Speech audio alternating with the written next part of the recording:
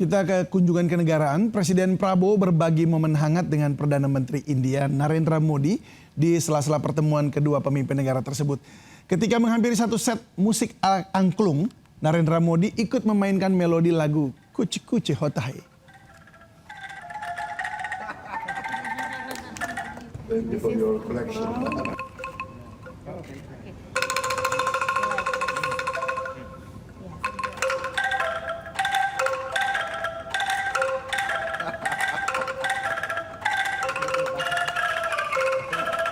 Ya, suasana akrab tercipta ketika Presiden Prabowo dan PM Modi memainkan alat musik angklung.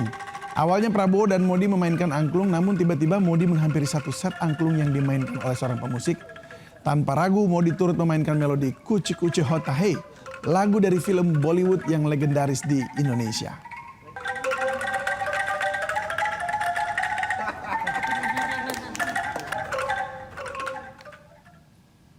Pemirsa, kabel menjuntai kembali memakan korban. Seorang wanita penumpang ojek online terjerat kabel hingga terjungkal di kawasan elit Jalan Widya Chandra 8, Kebayoran Baru, Jakarta Selatan.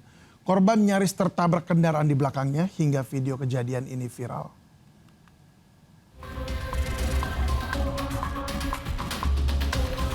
Kamera dashboard merekam seorang wanita penumpang ojol tiba-tiba terjungkal dari jok motor di kawasan elit Jalan Widya Chandra 8, Kebayoran Baru, Jakarta Selatan. Awalnya, korban tengah dibonceng dari arah Senopati menuju SCBD. Setibanya di lokasi kejadian, tiba-tiba penumpang terjungkal akibat terjerat kabel utilitas yang terjuntai. Korban pun terbanting ke jalan, namun ia segera bangkit karena mengetahui kondisi jalan tengah ramai kendaraan di belakangnya. Warga mengaku kabel-kabel di sekitar TKP kerap menjuntai ke jalanan karena tersangkut mobil besar yang melintas. Kadang-kadang kalau lagi ada mobil coran atau bis-bis yang tinggi-tinggi tuh kadang suka kena kabel, langsung ke bawah kabelnya. Tahu ada mobil gede, pas itu nggak punya connect apa-apa, ditinggal. Terus ada mobil box, ngalangin kena motor kayaknya. Usai kejadian dan viral, petugas segera merapikan kabel di kawasan tersebut agar tidak ada lagi korban selanjutnya. Dari Jakarta, Rizky Falupi, iNews melaporkan. Seorang dokter program pendidikan dokter spesialis di Manado meninggal di dalam kamar tidurnya. Peristiwa itu menjadi perhatian publik setelah muncul dugaan perundungan yang dialami dokter tersebut selama ia menjalani pendidikan.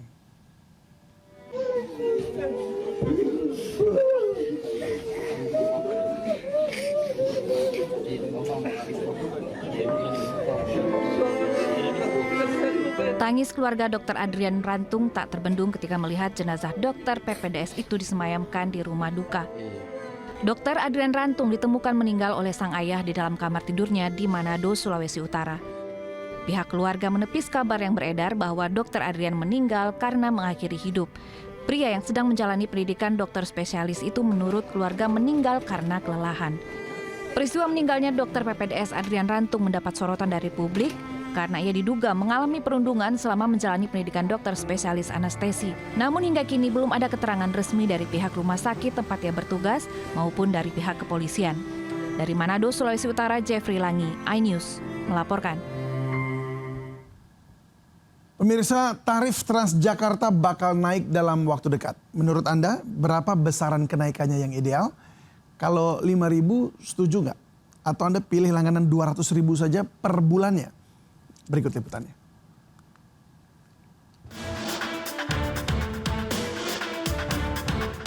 Rencana tarif baru Transjakarta mulai ada titik terang. Dewan Transportasi Kota Jakarta resmi mengusulkan tarif Transjakarta naik jadi Rp5.000 dari saat ini Rp3.500. Sementara Transjabodetabek naik menjadi Rp10.000. DTKJ juga mengusulkan paket langganan sebesar Rp200.000 per bulan. Usulan itu sudah disampaikan ke Pemprov Jakarta dan kini tengah dibahas bersama DPRD DKI Jakarta. Lalu seperti apa tanggapan masyarakat, apakah setuju atau tidak? Saya akan coba langsung bertanya dengan salah satu penumpang yang ada di halte Transjakarta pada pagi hari ini. Selamat pagi Mbak Dira, ini terkait adanya nanti kenaikan harga transportasi Transjakarta khususnya menjadi Rp5.000. Kalau dari kakak sendiri setuju apa enggak sih?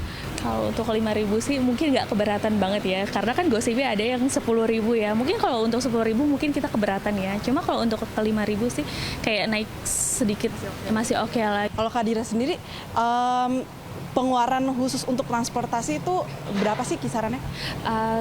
Aku selalu matokin sebulan itu 200.000. Kalau biasanya kan kalau pakai kendaraan pribadi kan bisa di harga 500.000 ke atas kan. Kalau ini kan lebih irit juga kan. Berarti nanti kalau misalnya ada usulan nih yang dipaketin per bulan itu 200.000. Nah kalau dari kakak sendiri berarti masih, wah ini solusi yang menguntungkan nih atau sebetulnya sama aja?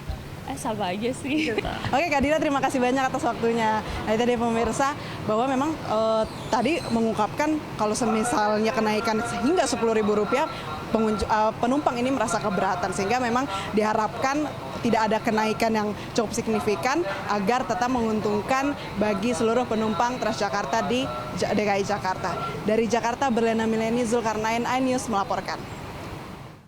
Setelah dicueki 3 kali oleh Menteri Purbaya, penasihat khusus Presiden bidang kesejahteraan buruh Said Iqbal akhirnya bertemu Menteri Keuangan pada siang ini. Pertemuan digelar sehari sebelum rencana demo besar-besaran buruh di Kementerian Keuangan untuk menuntut penghapusan pajak pencairan jaminan hari tua atau JHT. Besok, ribuan buruh akan berunjuk rasa di Kementerian Keuangan menuntut penghapusan pajak pencairan jaminan hari tua atau JHT.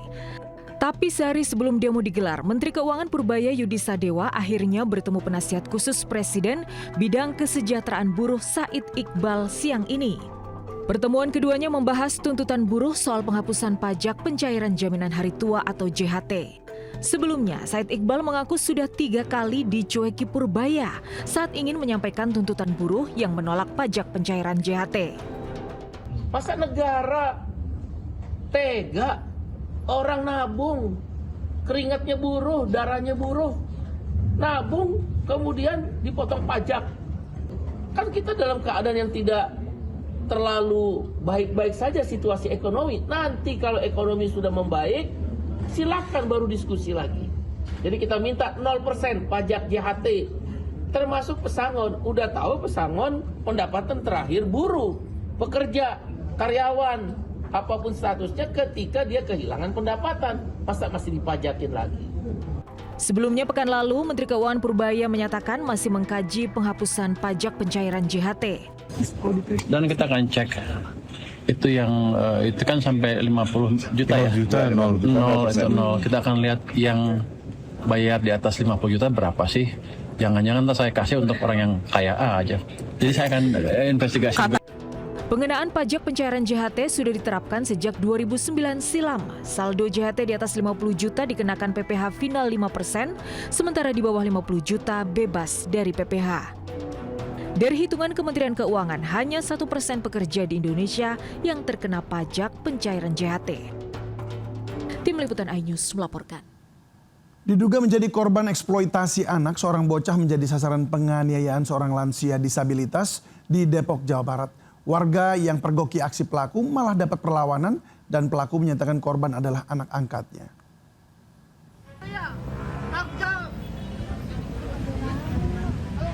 Seorang bapak penyandang disabilitas terekam warga tengah menganiaya bocah di bawah jembatan penyeberangan orang kawasan Margonda, Depok.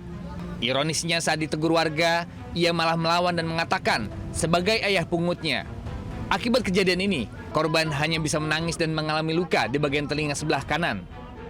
Usai viral, polisi mengamankan pelaku untuk dimintai keterangan. Sementara orang tua korban juga dipanggil. Hasilnya, pelaku adalah tetangga korban dan sebelum dipanggil ke polisi, kedua pihak memilih berdamai. Maksudnya pelaku ini tidak memiliki hubungan dengan korban, tapi yang datang kemari korban didamping oleh ibu korban, kan begitu, dan melakukan perdamaian. Seperti yang sampaikan ada surat perdamaian segala macam. Saat ini polisi pun masih mengembangkan kasus untuk mengetahui apakah kejadian terkait dengan dugaan eksploitasi anak. Dari Depok, Jawa Barat, Yung Rizky, iNews melaporkan. Emosi uang yang diinvestasikan tidak kunjung dikembalikan, emak-emak geruduk rumah bandar arisan bodong dan nyaris terlibat perkelahian di Bangkalan, Jawa Timur. Penipuan modus investasi juga terjadi di Sukabumi, Jawa Barat hingga menyebabkan puluhan korban rugi mencapai 1 miliar rupiah.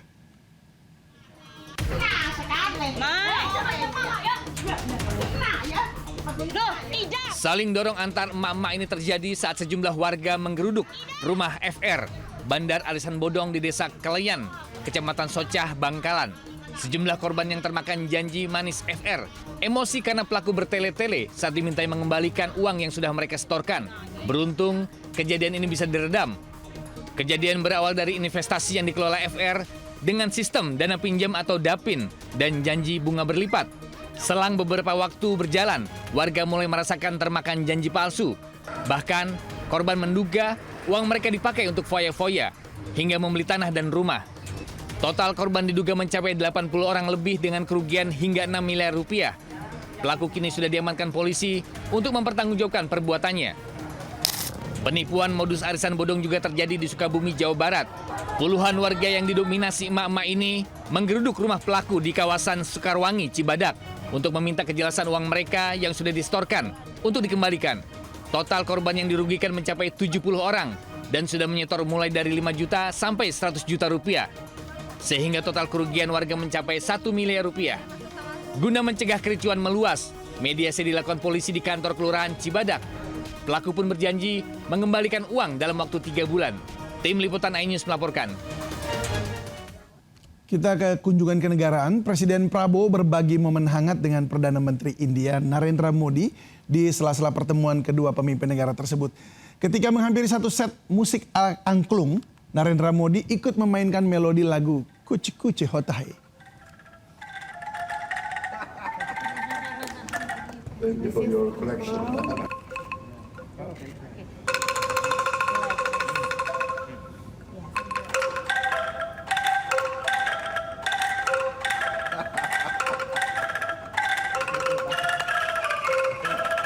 Ya, suasana akrab tercipta ketika Presiden Prabowo dan PM Modi memainkan alat musik angklung. Awalnya Prabowo dan Modi memainkan angklung, namun tiba-tiba Modi menghampiri satu set angklung yang dimainkan oleh seorang pemusik. Tanpa ragu, Modi turut memainkan melodi Kuch Kuch Hota Hai, lagu dari film Bollywood yang legendaris di Indonesia.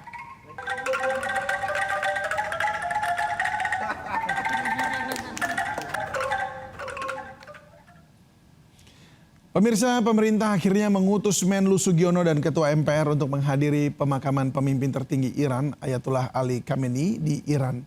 Sebelumnya pemerintah Republik Indonesia hanya menugaskan Duta Besar RI untuk Iran, Rolian Shah Sumirat.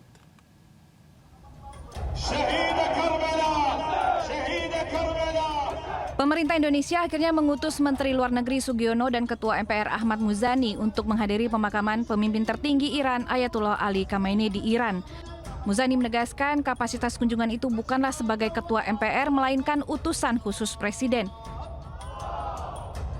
MPR dan Presiden itu kan setara, sama-sama sebagai lembaga negara.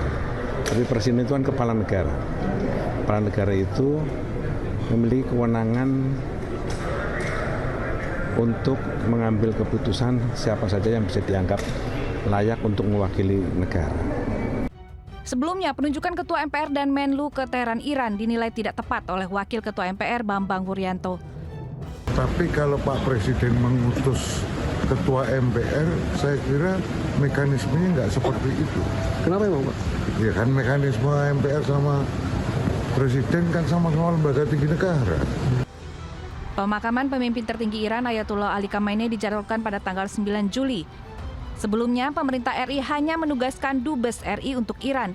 Namun karena Iran mengonfirmasi hanya akan memberikan akses kepada pejabat tinggi di atas Dubes, pemerintah kemudian menyesuaikan utusan. Tim Liputan iNews melaporkan. Anda kembali menyaksikan seputar iNews Siang. Pemirsa, konser musik gratis di Surabaya, Jawa Timur berakhir ricuh dan banyak yang terluka. Informasi ini akan sekaligus menutup perjumpaan kita pada hari ini. Saya David Silahoy, tetap semangat dan sampai jumpa.